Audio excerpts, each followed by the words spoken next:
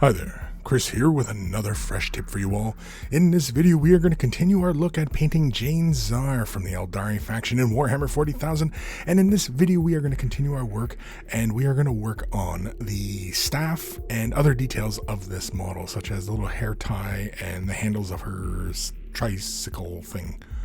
We're going to use ultramarine blue, we're going to use 2 drops of that, and quinacridone magenta. These are both opaque colors from Golden High Flow. These are more designed for airbrushes. If you've been following along with this little series, we've been painting this entirety of this model in these colors, just to demonstrate that, you don't always have to use miniature paints to paint a miniature. We also added that yellow iron oxide, 2 drops, actually about 4 drops now, along with a drop of Liquitex Flow Aid just to help with flow, and a very generous amount of water in our brush just to thin that color down ever so slightly. Now initially when I was laying this down, I was thinking of using it more like the shade wash, where it falls within the recesses and gives me a tinting over a majority of the surface. And as I was seeing how much purple was coming back, now the whole point behind using the purple was because, well, I was looking for a darker tone without going all the way to a black, and I really didn't feel like adding black. But then again, I'm using these self-imposed kind of restrictions, and I was just thinking that I didn't want to use the black, as I wanted to demonstrate, just simply mixing a darker color and using that to stay within our theme. But after viewing it with just after one layering, I was like, nah, it's a little too purple, and it conflicts with everything else on the model. So I decided, okay, well, I'll apply another layer, darken it down, and see if it gets me a little closer to something more like a black. And as I lay it down, it does get me a little bit closer to my goal, but again, I was kind of, I don't know. And so I continue to move around the model, and I'm, trying to be very careful as I'm working my way around. And of course, once you are, doing a model like this, and we're not doing this to like any kind of super high standard, we're bringing it up to a good tabletop standard. And you can see here, I'm trying to be very deliberate where I'm laying this second layer down, which is building up the shadows. So I'm applying more on the undersides of things. So it's on the bottom portion of each of those surfaces. Again, imagining more of a zenithal type of lighting scheme where the shadows will fall underneath, and we're imagining a light source above the model.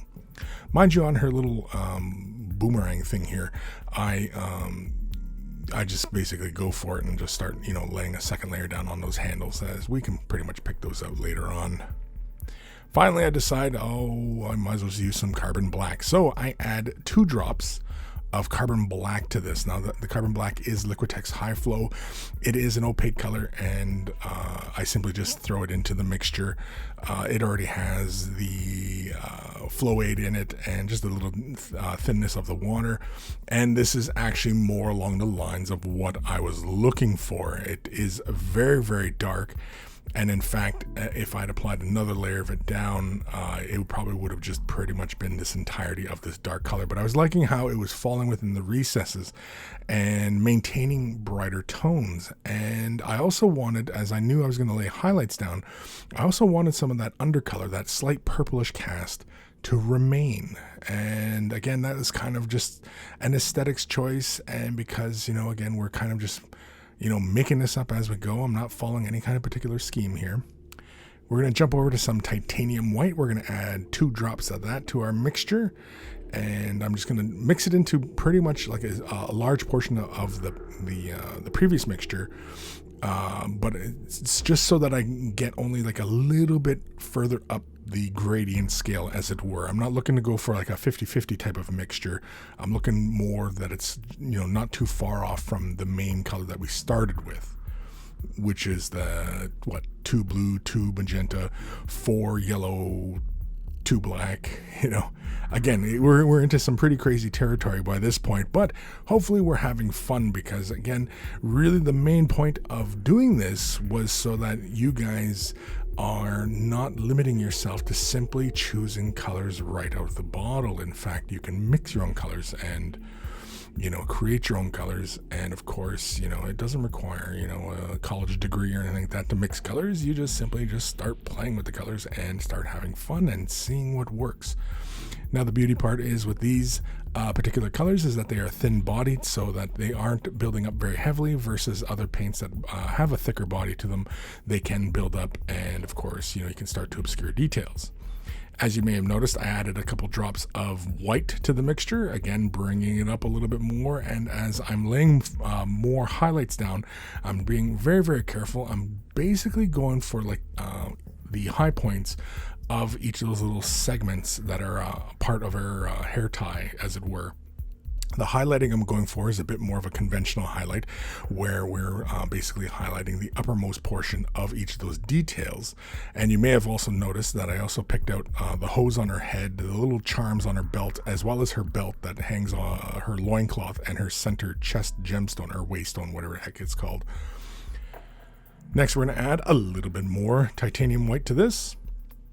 Again, this is just all about the color mixtures, and as you may or may not notice, I'm not working on a wet palette, so these colors are lasting here for a fair amount of time.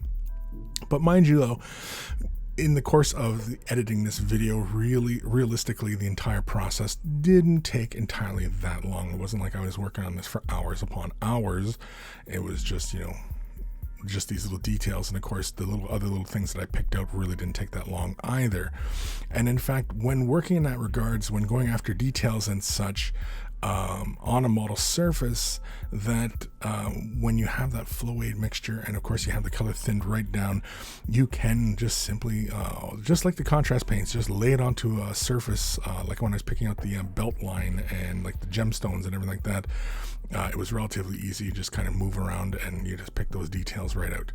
Now you may notice that there's a slight matte to the thing, and that's because I sprayed Lamian Medium onto the model just to knock that shine out. As you may have noticed, golden high flow, particularly the opaques, tend to finish with a bit of gloss. The same with the transparencies, they finish with a gloss, because it's very reliant upon obviously the light to play through the paint, so that the undercolor shows through.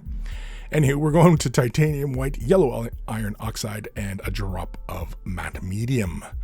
We're basically breaking it down to that nice bone color, and now we're going to do a fine edge highlight on each of these little details. We're not going all the way around with this fine edge highlight, but we are trying to be as careful as possible, because I do want this to remain very, very thin. I'm not looking to highlight the entirety of the surface with this color. I'm just looking to capture just the high point and the edge of each of those little ligaments or segments, whatever you want to call them, on the handle of her staff, as well as the back of her staff. On her hair tie, I only go about halfway up the hair tie, picking out these edges, maybe about 3/4 of the way. I don't go the whole length again, and I do actually come back again and catch some of those edges to bring them a little bit more forward, bring a little bit more brightness to them. And as I do that, I also leave a little bit more paint kind of like in the center, so that there's a little bit more intensity on them. As you may or may not notice now on the hair ties, I went back over them once or twice.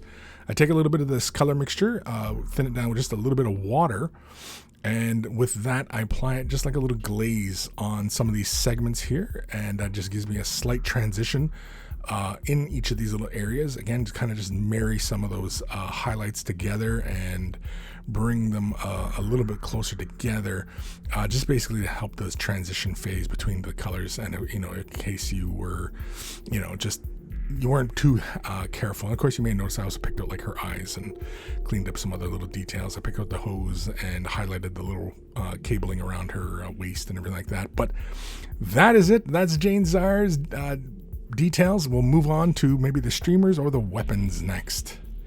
Big thank you to all my patrons. Without their support, these videos would not be possible. If you're considering Patreon support, click the link in the description below and you'll be taken to a magical website called Patreon, where there's varying tiers of support, and a huge thank you to everybody who does. Take care of those brushes, and they will take care of you.